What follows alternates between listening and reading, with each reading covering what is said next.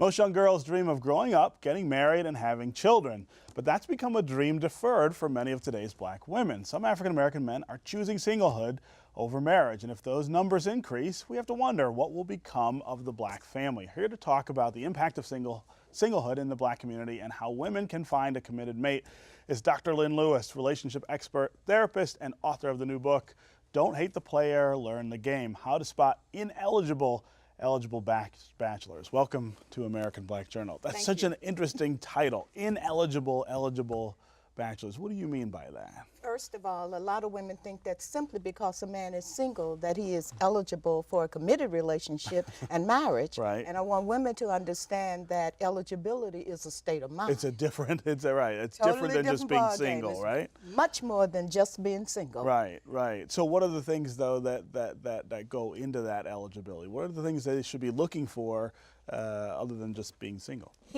Women should be looking for a man who values commitment in a relationship, right, values a one-on-one relationship, a monogamous relationship, and values a long-term relationship that's grounded on mutual respect and mutual love and affection and compassion, right, and growing together and interdependency and reciprocity, giving to each other and benefiting from each other. Right. And so why is it that we're seeing men now, African American men, and I'm not sure if it's just African American men or is it men generally, sort of shying from that? What's the change? The greater explosion has been among African American men, and I must say that women have to take part of that blame. Okay. With all due respect to mothers and with all due respect to women as girlfriends, we have to begin to say, what have we done to contribute to a man preferring to remain single as opposed to a committed relationship?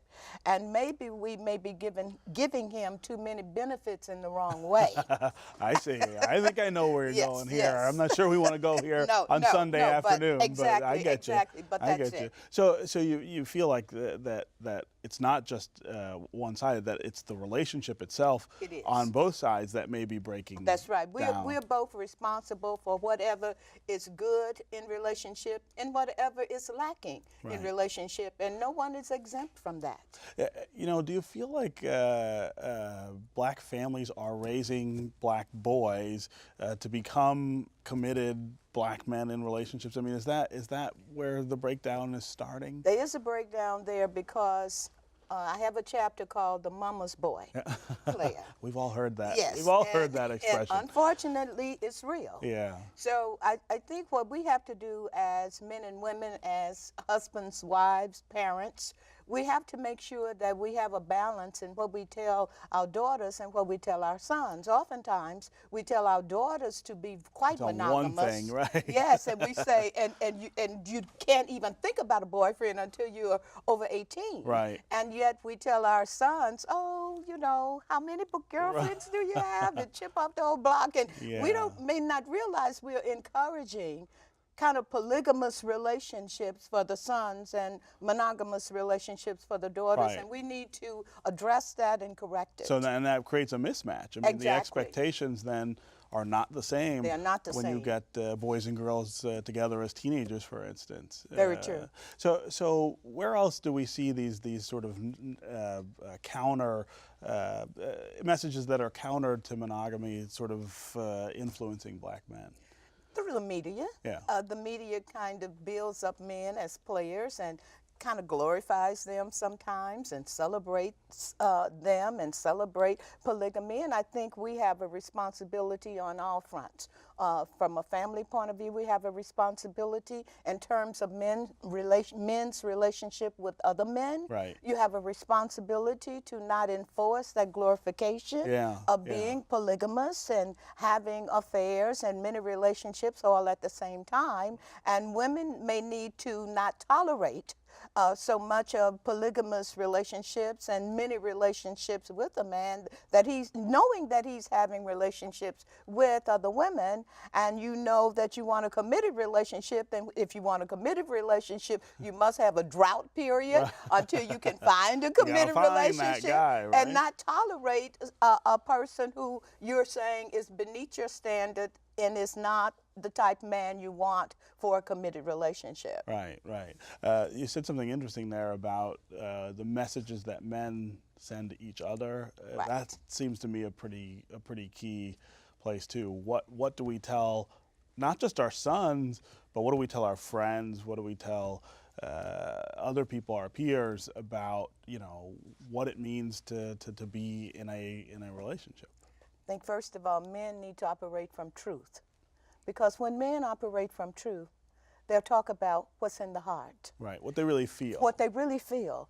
And oftentimes, men divert that kind of conversation talking about sports and money and their positions and things of that nature. But we really need to get down to what is masculinity and manhood when we talk about a family, when we talk about our children, when we talk about being the real fathers and real mothers. We need to have those conversations, and we need to not shy away from it. And men who are committed and monogamous need to share the joy of that.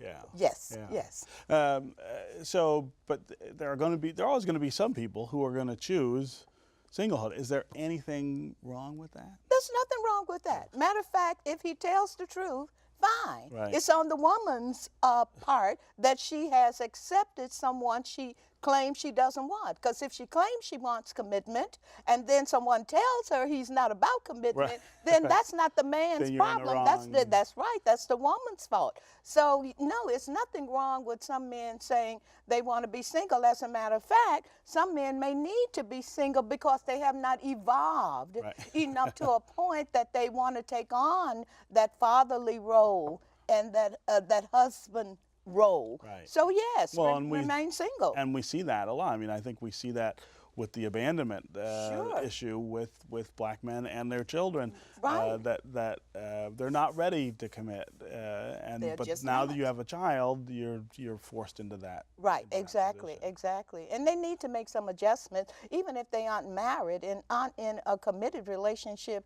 with the mother of their child. They can be in a committed relationship with their sons, and their daughters. Right. Yes. Yeah. Well, that's what we have to get to. So tell me, what's the feedback been like to your book? What are men saying to you? It's so interesting. I'm having men who are saying, I must buy this for my daughter, and I must get this book for my granddaughter.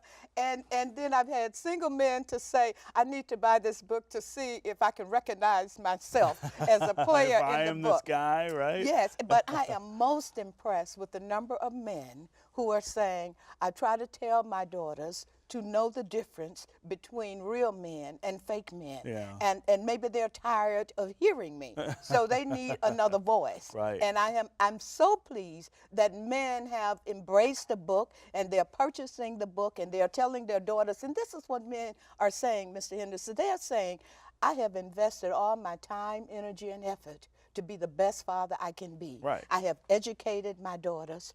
I want them to find a good man, Yeah. a man of spirituality and commitment and love, and so that's all that's lacking. Right, right. So now they need another venue to reinforce what they've been telling their daughters, and I'm so happy that they've accepted my book. Okay, so now what are women saying to you about the book? Women are saying, I've seen him. Right? That's right. I know that guy. Yeah, exactly. And I have women who have made quotes in the book. So some women have said, yes, I've been down that road before. So I really appreciate the level of truth I'm hearing from both men and women. Right. Because women are saying, hey, it's time for me to change my ways. Right, I right. should not have allowed this man to treat me this way. Right. And they should are demand admitting something different. that they allowed it. So that's good news. Yeah, yeah. The future of the black family is one of the things that's implicated by your book, and it certainly suggests that maybe there may not be so many in the future. Is that okay too, or is that something we got to work? That is not okay. The black community has rested on three major fronts: Yeah. the black family, Right. and the black church. And the black community Right. engaged in all of that. Yeah. So what we have to do, if we don't strengthen the black family, we also weaken All every the other institutions institutions, sure. in the black community, and we weaken the black community, and we weaken every relationship Right. that's in those communities. So it's incumbent upon us to re-examine where we're going with the family and recommit ourselves to a family where our children benefit to the highest and they feel whole. Right. Wonderful message to end that on Father's Day, right? Thank you, yes. And happy Father's Day to all the fathers. Right. Thanks for being here. Oh, my pleasure. Before we say goodbye, all of us here at American Black Journal want to offer our condolences to the family of the late Don Davis. Don was a trailblazer in the entertainment and banking industries. He was the CEO and chairman of First Independence Bank, Michigan's only African-American owned and operated commercial bank. Plus, he was a Grammy Award-winning producer whose musical career spanned 60 years. American Black Journal salutes Don Davis for his many contributions to modern culture. That's our program for today. Thanks for watching. You can get more information about our guests at AmericanBlackJournal.org. And as always, you can connect with us on Facebook and on Twitter. We'll see you next time on American Black Journal.